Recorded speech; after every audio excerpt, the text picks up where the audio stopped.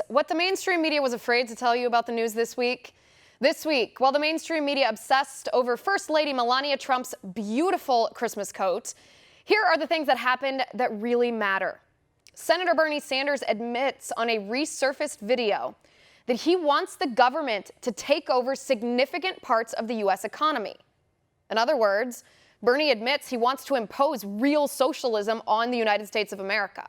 And then Bernie Sanders organizers, People for Bernie, confirm it, saying, yeah, he wants to take over the economy and he's using Medicare for All and the Green New Deal to do it.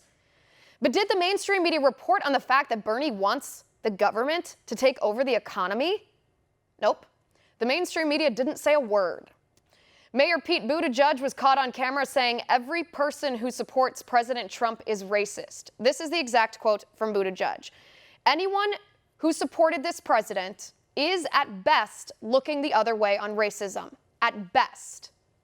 In other words, Buttigieg is falsely accusing nearly 63 million Americans of being racist just because they don't agree with Buttigieg's radical leftist politics.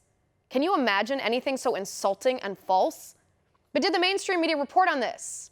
Nope. The mainstream media was silent. The Democrat impeachment report issued this week by Congressman Adam Schiff was full of lies.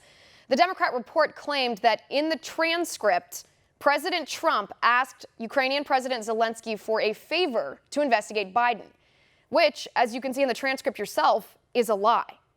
Then the Democrat report claimed the witnesses confirmed an illegal quid pro quo, but that is also a lie, because none of the witnesses had any firsthand account of any law-breaking behavior, and most of the witnesses denied that there was a quid pro quo, with Gordon Sondland even testifying that President Trump told him directly, I want nothing from Ukraine. I want no quid pro quo. But did the mainstream media report on this? Nope. The mainstream media just echoed the talking points from the Democrats. Virginia Democrats introduced a bill to confiscate legally owned firearms from law-abiding citizens. Senate Bill 16 in the Virginia State Legislature would prohibit the possession of so-called assault rifles. Possession, not sale, not purchase, possession.